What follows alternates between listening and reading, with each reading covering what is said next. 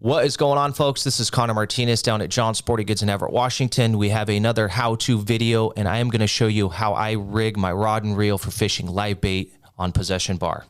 We're going to start with the rod. I have a Guide Select Classic. I use the 8-foot medium heavy. It's a 12 to 25 pound rod. It is composite, which is good as far as you could put 6 or 8 ounces on the thing, but it has a really soft tip. So when these Lingcod are grabbing our bait, they're not feeling tension right away and letting go of our bait. They're more inclined to sit there and chew on the bait and give me a chance to catch them. I have it paired with a Dakota 300 line counter, and I put 40-pound braid. Braid's just more sensitive. It's thinner in diameter, so it cuts through the water, and there's no stretch. So if something's playing with my live bait down there, it transmits to my rod, and I can really see when I'm getting a bite. So first things first, let's talk about our sliding setup. We're using Slidos. For one, it's super easy to switch your weight out. If for some reason you're out in deeper water or you need less or more weight, you can add and subtract weight really easily. I put a bead above and below. The top one's keeping it out of my tip. The bottom one's protecting my knot that it's tied to the barrel swivel. And then you can see I have a rubber band added to my Slido and my cannonball. I learned this from John Kernigan. It's just a weak point for my lead. So if my cannonball's getting hung up, I have a weak point where I can break it off and I don't lose my whole rig. It makes it super nice, and you can save yourself some money on tackle by doing so. Okay, and then we're going to talk about the leader. I'm using 40-pound Maxima Ultra Green. I am not using fluorocarbon. There's a little bit more stretch to Ultra Green monofilament.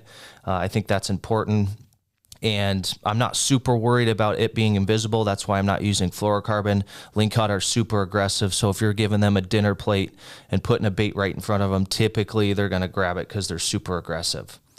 Okay, and there's 4 different types of baits we're using. We're using flounders, we're using perch, we're using herring, and we're using sculpin. So the 2 smaller baits we're using, the perch and the herring, we are going to use 3/0 circle hooks, and we're just going to tie a single hook. It makes it super easy. We don't need a trailing hook because it's a smaller bait, and typically these Lingcod are just going to inhale the smaller baits. So you can see I have a 3/0 circle tied on my 40-pound Maxima. And I like to use a little bit longer leader for this. I'm typically using probably 5, almost 6 feet, and that's so that bait can swim a little bit more freely and give me a little bit more room so the thing can venture around. The last part of it, after I rig this thing, I'm going in his mouth and out the top of his head, and I'm not going between his eyeballs. I'm going just short of his eyeballs. If you could picture they had a nose, you're trying to poke it right through his nose. Their brain's right between their eyes, so you can kill these things really easily, especially the perch and the herring. They're super susceptible to dying, so we have to try and be careful where we're placing this hook. And then the last part of it is the bait button. This is what's gonna keep my bait on my hook.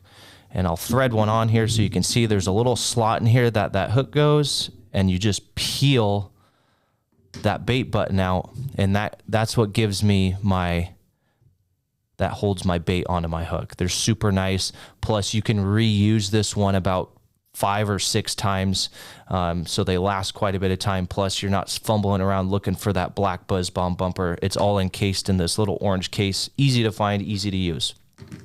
Next one that we're going to do is when we're running our larger baits, which is going to be our flounder, or if you catch kind of a larger sculpin.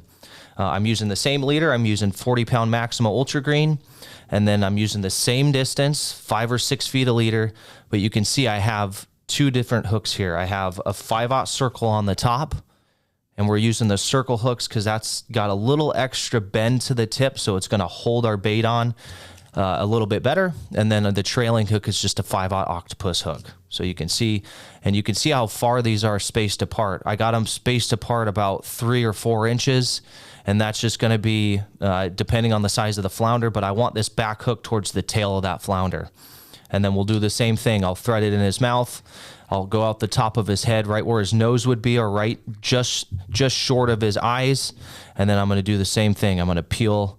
Once he's on there, I'm going to peel one of these buzz bomb bumpers on. They come out nice and easy, and then you can thread it on even more, and that's what's going to hold my bait on. Those are the ways I like to rig it. There's all sorts of ways that you can rig these things. This is what we found works the best, and this is the way that I like to do it.